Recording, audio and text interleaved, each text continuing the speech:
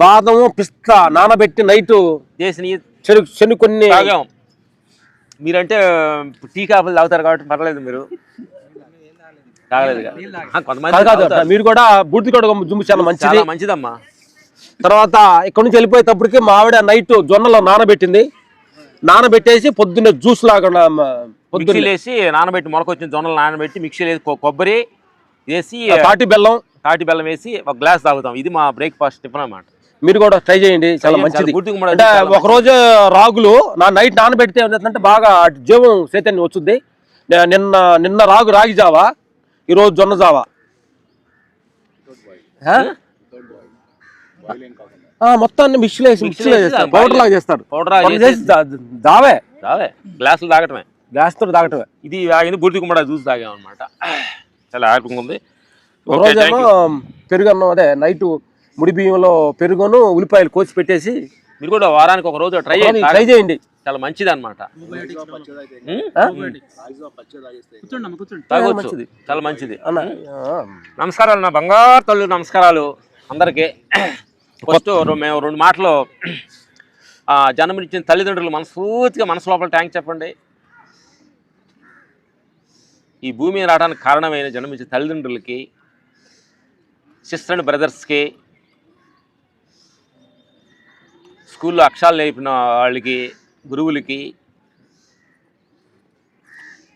మిమ్మల్ని నమ్మి వచ్చిన మీ భాగస్వాములకి, అలాగే ప్రకృతి తల్లికి, పంచభూతాలకి, ప్రపంచంలో మార్నింగ్ లేచిన కాడ నుంచి ఎంతోమంది సహాయంతో దేహం నడుస్తుంది. వాళ్ళందరికీ మనస్ఫూర్తిగా థ్యాంక్స్ చెప్పండి మనసు లోపల. ఈరోజు ఈ కార్యక్రమం చేయడానికి గురువుగారు అయిన మన పృథ్వీ గారికి 13 సంవత్సరాలుగా ఈ కార్యక్రమాన్ని ఏకాగ్రంగా నడుపుతున్నాడు. ఎంతోమంది ఆరోగ్యాన్ని ఇస్తున్నాడు, ఎంతోమంది ఆనందాన్ని ఇస్తున్నాడు. ఈ ఫారూక్ జన్మించిన వాళ్ళందరికీ మనస్ఫూర్తిగా థ్యాంక్స్ చెప్తూ థ్యాంక్ యూ. ఈ క్షణం ఎంతోమంది సండే రోజని మిడ్ నైట్ కొంచెం లేటుగా పడుకొని లేకోకుండా ఉండే వాళ్ళకంటే మీరు చాలా మంచివాళ్ళు అని చెప్పి మిమ్మల్ని మీరు యాక్సెప్ట్ చేసుకోండి. మీరు థ్యాంక్ యూ. స్లో కళ్యాణం అంటే ఎంతోమంది పడుకోండి, సండే అంటే ఎక్కువ పడుకుంటారు. ఈరోజు మనం చిన్న ఒక సత్యం వేసుకుందాం మనందరం. మనం కొత్త సంవత్సరం కాబట్టి మనలో మన మనస్సుని ఏకాగ్రత అవ్వటం, మంచినే చూస్తాను, మంచినే మాట్లాడతాను. అంటే మనకి కొత్త సంవత్సరం ఎంటర్ అయ్యాయి కాబట్టి మనం కొత్త సంవత్సరం అంటే ఇది మనం కేకులు కట్ చేసుకొని హ్యాపీ న్యూ ఇయర్ చెప్పుకునేది సహజం, అందరిలాగా చేస్తున్నాము. మనం తెలియకుండా ఏదో నెగిటివ్ థింకింగ్స్ మన బాడీ లోపల, మన పర్సనల్ తెలియకుండా చిన్నవి ఉంటాయి. సడన్గా కోపాడతాం, కొంచెం చిన్నదానికంటే ఎక్కువ తింటాం, కొంచెం ఇలా ఒళ్ళు బాధకు ఏదో తెలియని మన లోపల చిన్న ఈ ప్రపంచ విషయాల్లో నెగిటివ్ విషయాలు చిన్న ఏమైనా ఉంటే కొత్త సంవత్సరం రోజు మీరు ఈ సంవత్సరం నేను అలాంటి విషయాల నుంచి కొంచెం నేను బయటకు వస్తానని చెప్పి మిమ్మల్ని మీ మీద ఒట్టేసుకొని కొంచెం నలుచుకుంటే చాలా మంచిది. మేము కొన్ని విషయాల్లో మేము కూడా అట్లా వేసుకున్నాం అనమాట. అది మీ పర్సనల్ విషయాలు అనమాట. అవన్నీ చిన్న పర్సనల్ విషయాలని మనం కొంచెం వేసుకొని కొంచెం మనం జీవితంలో కొంచెం భగవంతుడి దగ్గర అవుతూ ఉండాలి. అంటే ఈ ప్రపంచ విషయాలు వీటి మీద మనం ఎక్కువ పొద్దుగూకులు ఇబ్బంది పడేదానికంటే కూడా భగవంతుడు సత్యాన్ని ప్రతి క్షణం నచ్చిన ఏ దేవుడన్నా కావచ్చు ఆయన వ్యానంలో ఉండాలి. ఎందుకంటే నిన్న చూసాము, చిన్న నిమిషంలో మేము చూడడం అనమాట. ఎవరో 2 పిల్లలను తీసుకొని ట్రైన్లో పడి చనిపోయింది ఒక ఆవిడ అని మీరు న్యూస్లో చూశారు కమ్మా. ఇంటర్మీడియట్ చదివే పిల్లలిద్దరిని ఏదో టాప్ యాంగిల్ రైల్వే స్టేషన్లో తీసుకెళ్తూ కూడా చూసింది అనమాట. ఆ పెద్ద జాబులో కూడా ఉందంటున్నారు, దుబాయ్లో హస్బెండ్ ఉంటారని చెప్పారనమాట. వీటన్నిటికి కారణం ఏంటంటే మనకంటూ ఒక భగవంతుడు ఉన్నాడు అనే డిపెండింగ్ లేకపోవటం. మనుషులే నన్ను గౌరవించలేదు, మనుషులే నన్ను ఒక్కదాన్ని అయిపోయాను, నేను ఒంటరి అయిపోయాను, ఆమెలో ఎన్ని ప్రాబ్లమ్స్ ఉన్నాయి అనేది మనకు అది అవసరం లేదు. జనరల్ ఫైండ్ నేను చెప్తాను అనమాట. ఎందుకంటే అలాంటి ప్రాబ్లమ్స్ మనకు కూడా ఉంటాయి అనమాట. ఎందుకంటే మనకి జాబులు చేసే మన హస్బెండ్ కావచ్చు, మన భార్య కావచ్చు, ఈ ఫాస్ట్ జనరేషన్లో వాళ్ళు జాబులు వేరే చోట చేస్తూ మనం వేరే చోట ఉంటూ పిల్లల చదువుల కోసం కొంతమంది ఫ్యామిలీ ఇక్కడ ఉంటూ సహజం జరుగుతుంది ప్రపంచంలో.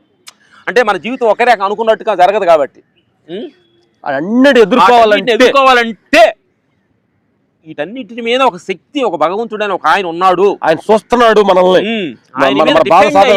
ఆయన మీద డిఫెండ్ అయ్యి కానీ మనం ఉండగలిగితే ఇలాంటి ప్రాబ్లమ్స్ మనం ఎదుర్కోగలగాలంటే భగవంతుడిని కొంచెం ఒక పక్కన ఒక చెయ్యి ఆయన మీద వేసి ఆయన వంపు వేసుకుని కానీ మనం ఉండగలిగితే ధైర్యం వస్తుంది తప్ప ఈ మనుషులు మాటలకి, ఈ పేరుకి, ఈ డబ్బుకి, మనుషులు ప్రేమకి ఇవన్నిటి మెమ్మడ పడే పని అయితే నిరంతరం దుఃఖపడటానికి కూడా ఛాన్స్ ఉందన్నమాట. ఎందుకంటే ఆ బంగారు తల్లి ఇద్దరు పిల్లల్ని కూడా తీసుకుని వెళ్తున్న సిచ్యువేషన్ చూసి నాకు చాలా బాధాకరం వేసింది అనమాట. ఎందుకంటే ఎన్నిట్లో మనం కొంచెం మన లోపల ఇన్నర్ పవర్ అనేది కొంచెం చాలా పవర్, ఇన్నర్ పవర్ మన మీద మనకు కంట్రోలింగ్ ఉండాలన్నమాట. ఎవరు మనం మాట్లాడిపోయినా, ఎవరు మనం పలకరించిపోయినా మన భగవంతుడైన ఒక ఆయన ఉన్నాడు అనే సత్యాన్ని ప్రతి క్షణం మనం గమనంలో మనం ఉండగలిగినప్పుడు మనం ధైర్యంగా ఉంటాం అనేది ఇది మాకు తెలిసిన ఆ రోజు జరిగిన సిచ్యువేషన్ గురించి అవుతున్నాం అనమాట. ఎందుకనంటే మీకు పదే పదే మేము చెబుతున్నాం ఏంటంటే ప్రపంచం, సంసారం, ఈ దేహం ఈ మూడు నిరంతరం మారుతుంటుంది. ఇది బట్టి మీరు చాలా సూక్ష్మం గమనిస్తూ ఉండాలి. ఈ ప్రేమలని కూడా ఒకే రకంగా ప్రేమలు ఉండరు. ప్రేమించే పిల్లల దగ్గర, హస్బెండ్ దగ్గర, భార్య దగ్గర, భర్త దగ్గర ఒకే రకంగా మరియు ఎక్స్పెక్టేషన్ చేయొద్దు. నిరంతరం మారుతుంది అని సత్యాన్ని తెలుసుకోండి. తన ప్రపంచంలో నీ చేసే జాబు దగ్గర కానీ అప్ అండ్ డౌన్స్, లాభ నష్టాలు, పొగట్టాలు, తిట్టాలు సహజంగా జరుగుతూ ఉంటాయి. ఇది కూడా సహజమే అని సత్యాన్ని తెలుసుకోండి. మూడోది, ఈ దేహంలో కూడా చిన్న మార్పు జరుగుతూ ఉంటుంది. మనం తిన్నది ఒకరోజు అరుగుతుంది, ఒకరోజు అరగదు, ఒకరోజు తలనొప్పిగా ఉండదు, సహజంగా జరుగుతూ ఉంటుంది. ఇది మారుతుంది.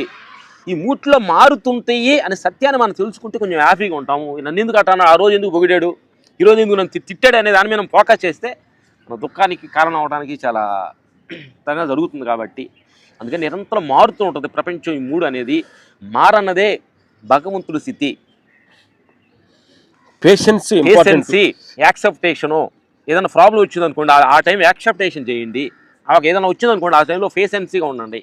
ఇది నిరంతరం మారుతూ ఉంటుంది. ఇది మారేదే అనేది నిరంతరం మారుతుందనే సత్యాన్ని మటుకి మీరు గమనిస్తూ ఉండాలి. ఇది ఫాస్ట్, ఇది మూవ్ అయ్యేదే, ఇది ప్రాబ్లం నాకు వచ్చిందంటే ఇది ఉండదు అనే సత్యాన్ని ప్రతి క్షణం మన గమనంలో ఉండాలన్నమాట. ఎనీ ప్రాబ్లమ్స్ ప్రతి క్షణం మనం అన్ని గమనంలో ఉండాలన్నమాట, సాక్షిగా ఉండాలన్నమాట. అందుకని ప్రతి విషయాల్లో, ఈ ప్రపంచ విషయాల్లో కూడా చాలా జాగ్రత్తగా ఉండండి. సంసార విషయాల్లో కొంచెం అలర్ట్గా ఉండండి.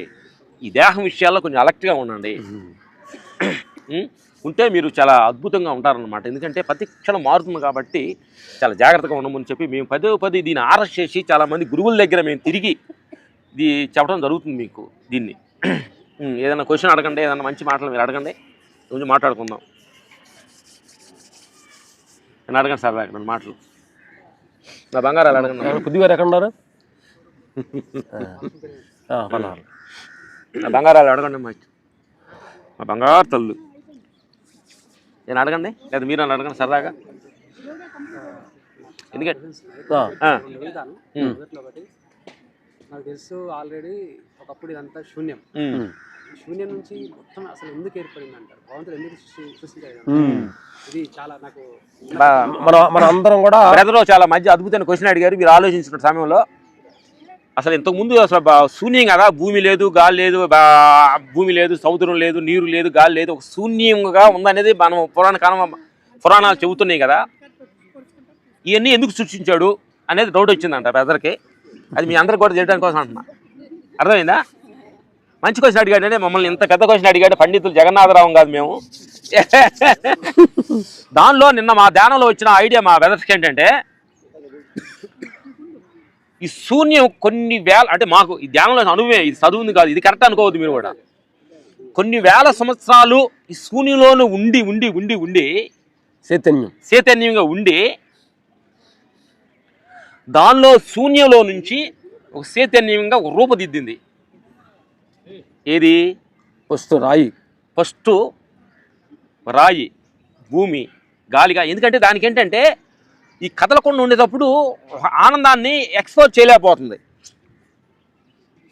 మీకు అర్థమైందా? అలాగే ఈ శూన్యమైంది కొన్నాళ్ళకి ఉండి ఆ తర్వాత పంచిభూతాలుగా తయారయ్యింది. నీరు, గాలి, ఆకాశం, అగ్ని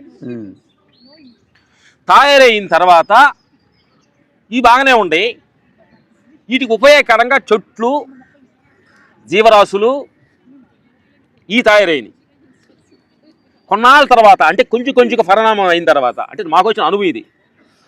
అప్పుడు కొన్నాళ్ళు శూన్యంగా ఉన్న ఈ పంచభూతాలు తయారయ్యి, కొన్నాళ్ళ తర్వాత చెట్లు, పంచభూతాలు, పక్షులు, జీవరాశులు తయారైన తర్వాత, కొన్నాళ్ళ తర్వాత ఇంకొక ఆలోచన వచ్చింది. ఏది? నేచర్కి, అది మన మనిషి కాదు. ఇవన్నీ కరెక్ట్గా ఉండే జంతువులు తింటని పండుకున్నాయి వెళ్తున్నాయి, కానీ అసలు ఏం గమనించలేకపోతున్నాయి. కాబట్టి వీటన్నిటి మీద ఒక అద్భుతమైన ఒక మనిషిని తెలియగలవాడిని తయారు చేద్దామని చెప్పి క్లైమాక్స్లో మనిషిని తయారు చేసింది శక్తి. అన్నిటికంటే అంటే నెంబర్ 1 ప్లేస్ మనిషి ప్లేస్. సినిమా కొంచెం అడ్డు కూడా తీసుకోవాలి అంటే అప్పుడు తయారైంది. అప్పుడు టైం ఏంటంటే వీటన్నిటికంటే ఒక జంతువులు ఉండి ఒక జంతువు వెళ్ళి దేవుడా అని చెప్పి ఎక్స్పోజ్ చేయలేదు. అర్థమైందా? నాయన ప్రకృతి ఇలాంటి బాగుంది దేవుడు నాకు చెప్పలేదు కదా. అప్పుడు నేచర్కి ఒక వచ్చింది అనమాట. ఎన్ని తయారు చేశాను కాబట్టి అసలు దీన్ని ఆయన చూడాలనుకున్నాడు. ఏదైతే పంచభూతాలని భూమిని నీరుని తయారు చేసింది అన్నింటినీ చూడాలని ఆయన కోరిక వచ్చింది. ఎవరికి? శక్తికి, విశ్వానికి. ఆ విశ్వశక్తే మనిషినిగా తయారు చేసింది.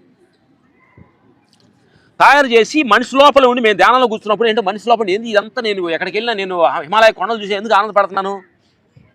ఇప్పుడు మనం ఏమనుకుంటున్నాం అంటే నేను చూసి ఆనందపడతాను నువ్వు అనుకుంటున్నావు. ఇది భగవంతుడు చూస్తున్నాడు. ఇది మన ద్వారా, మన కళ్ళు ద్వారా మనం సృష్టించిన ఈ భగవంతుడు చూస్తున్నాడు. ఆయన అర్థమైందా? ఈ మాటలు సృష్టించి ఆయన సృష్టించిన ఈ చెవుల ద్వారా ఆయన చూస్తున్నాడు. భగవంతుడు ఆయన ద్వారా నేను మాట్లాడే మాట ద్వారా ఆయన మాట్లాడుతున్నాడు. అప్పుడు మీకు డౌట్ రావచ్చు, ఇప్పుడు భగవంతుడే మాట్లాడుతున్నాడు, భగవంతుడే చూస్తున్నాడు, భగవంతుడే చేస్తున్నాడు అన్నప్పుడు అన్ని మంచిగా చూడవచ్చు కదా, ఆయన మంచిగా వినొచ్చు కదా, అప్పుడప్పుడు ఎందుకు నడుస్తున్నాడు ఈ మనిషి అనేవాడు మీకు డౌట్ రావచ్చు. కరెక్టే కదా? కరెక్టే కదా? అందరూ మంచివాళ్ళు ఉండొచ్చు కదా, ఆయన మంచివాళ్ళని సృష్టించాడు కాబట్టి అందరూ మంచివాళ్ళు ఉండొచ్చు కదా అని ఇంక డౌట్ వచ్చింది.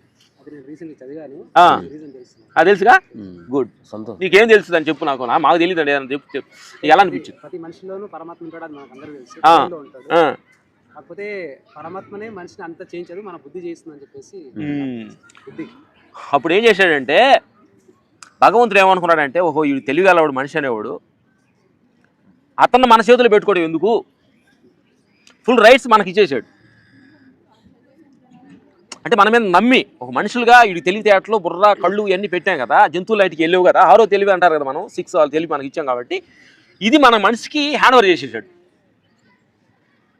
అయ్యా అక్కడ పొద్దుకు నేను ఒక పిల్లడు పెద్దోడు అయ్యాడు అనుకో, మీ కొడుకు పెద్దోడు అయ్యాడు, అతను మంచి జాబ్గా ఉంటాడు, రెస్పాన్సిబుల్ ఉన్నాడు, కరెక్ట్గా ఉన్నప్పుడు నువ్వు ఎందుకు ఆయన ఎందుకు పడతావు? ఆయన నువ్వు నీ జీవితాన్ని చూసుకోమా అంటావా లేదు మనం? అట్లా మనం ఒక పెద్దోడు లేకి భగవంతుడు మన వాళ్ళకి హ్యాండ్ ఓవర్ చేసాడు మన ఎన్ని. ఎప్పుడైతే మనం హ్యాండ్ ఓవర్ చేశాడో చేసిన తర్వాత ఒక తెలియని మన లోపల ఒక అహంకారం వచ్చేసింది, అంతా నాకు తెలుసు కదా అని వచ్చేసి ఆయన చెప్పిన కొన్నాళ్ళకి ఫస్ట్ స్టార్టింగ్ స్టేజ్లో ఆ మనుషులు కొన్నాళ్ళు ఆయన చెప్పినప్పుడు బాగానే ఉన్నారు. వచ్చే కొంచెం తెలివితేటలు కొంచెం ఎక్కువైపోయి అసలు ఏదైతే మనకు రైట్స్ ఇచ్చాడో ఆయన మర్చిపోయి టోటల్గా మన ఓన్లో తీసుకున్నాం, లైఫ్ని మన కంట్రోల్ తీసుకున్నాం, జీవితాన్ని. అప్పుడు మన కంట్రోల్ తీసుకున్నప్పుడు అప్పుడు కొంచెం నీకు స్వేచ్ఛ వచ్చేసింది. తింటే ఏమైందిలే, ఆవిడ మాట అంటే ఏమైందిలే అనే ఒక అహంకార స్థితి ఎప్పుడైతే మన లోపల వచ్చిందో అక్కడ మనిషి పప్పులో కాలేసినందువల్ల ఈ ప్రాబ్లమ్స్ మనకు వస్తున్నాయి. కాబట్టి అందుకని ఏం చేస్తారంటే భగవంతుడు ఏమన్నారు, ఋషులు ఏమంటారంటే కంబ్యాక్, మళ్ళీ రిటర్న్ వెళ్ళిపోను, ఆలోచనలన్నీ రిటర్న్ తీసుకెళ్ళి వెనక్కి వెళ్తే కానీ మళ్ళీ ఆ సత్యం మనకు గుర్తొచ్చుది అని చెప్పి ఈ ఆత్మశక్తి, ధ్యానం, ఇన్నర్ ట్రావెల్ చేయమనేది గురువులు చెప్పేది. ఇది మనం చెప్పే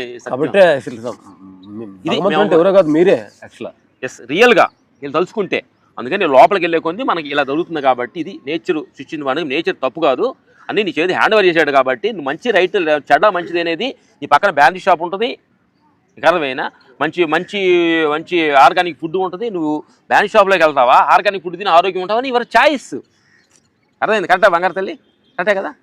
అందుకని చెప్పి రైట్స్ నీ చేతికి ఇచ్చినప్పుడు దాన్ని ఎలా వాడాలి అనేది నీ చేతిలో వదిలేసి నేను వెళ్తాను అనుకున్నాను కానీ మిమ్మల్ని ఏం చేయలేము అనమాట. ఎందుకంటే చాలామంది అట్లా వెళ్ళేవాళ్ళు ఉన్నారు. అందుకని వాళ్ళని చూసి మనం ఏమి నేర్చుకున్నాం. నీకు అర్థమైందా? ఒక ఫుల్గా తాగి ఒక ప్లాట్ఫామ్ మీద ఒక మనిషి పడ్డాడంటే అతను చూసి ఎగతాళి చేయడం కాదు మనం.